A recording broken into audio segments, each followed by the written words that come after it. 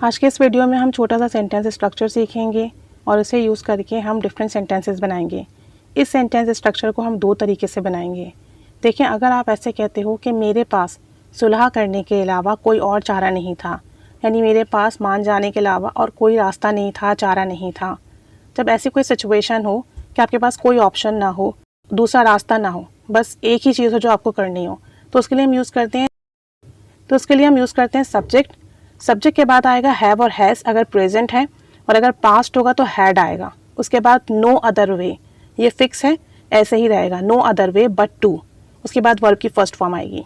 ठीक है, सब्जेक्ट के बाद हैव और हैज़ प्रेजेंट के लिए यूज़ करेंगे, हैड पास्ट के लिए यूज़ करेंगे, no other way but to ये आप यूज़ करेंगे, ये फिक्स फ्रेज है। उसके बाद आपका वर्ब की फर्स्ट फॉर्म आएगी। जैसे मैं कहूँ मेरे पास सुलह करने के अलावा कोई और चारा नहीं था, मैं कहूँगी आई, अब पास्ट है तो हैड आ जाएगा, I had no other way but to, ये फिक्स है। उसके बाद आएगा reconcile, I had no other way but to reconcile, मेरे पास सुलह करने के अलावा और कोई चारा नहीं था, यानी आपका had no other way but to तक फिक्स है। सब्जेक्ट चेंज होगा और वर्ब चेंज होगा। एक और सेंटेंस देखें, हमारे पास यहाँ से चले जाने के सिवा और कोई रास्ता नहीं था, कोई चारा नहीं था, ये भी पास्ट है, तो मैं कहूँगी we had no other way but to leave here या move from here. We had no other way but to move from here. ठीक है, वी आ गया subject, had no other way but to ये फिक्स हो गया, फिर move from here या लीव हेयर ये आ जाएगा।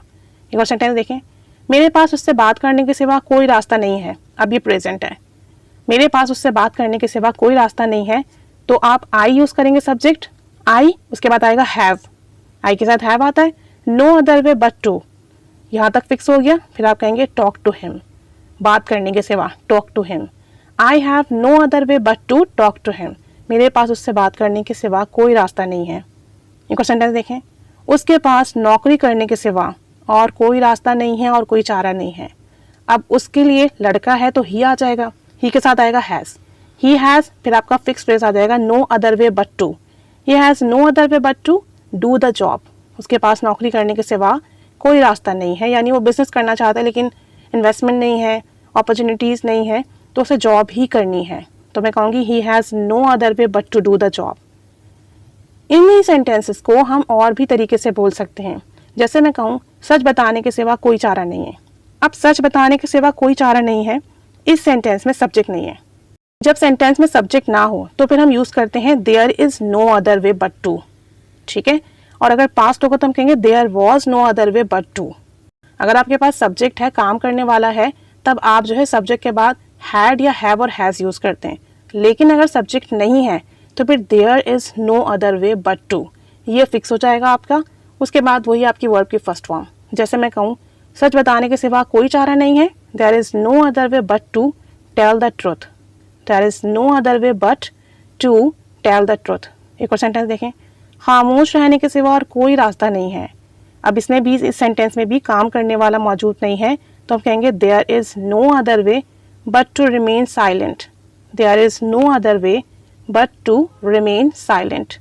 अगर पास्ट में बताना हो कि कर्जा लेने के सिवा कोई चारा नहीं था, तो हम कहेंगे there was no other way to take a loan, there was no other way to take a loan. अब यहाँ पर भी सब्जेक्ट नहीं है, इसलिए देयर के साथ हमने यूज़ किया है।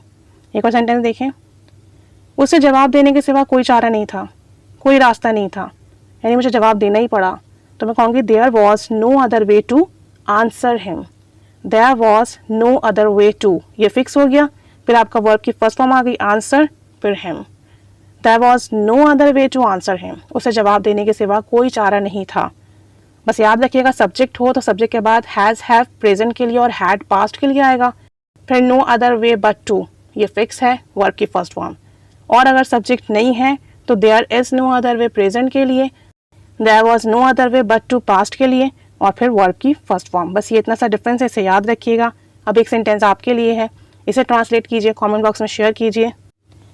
नया मोबाइल ख़रीदने के सिवा मेरे पास कोई रास्ता नहीं था, मेरे पास अपना घर बेचने के अलावा कोई रास्ता नहीं था।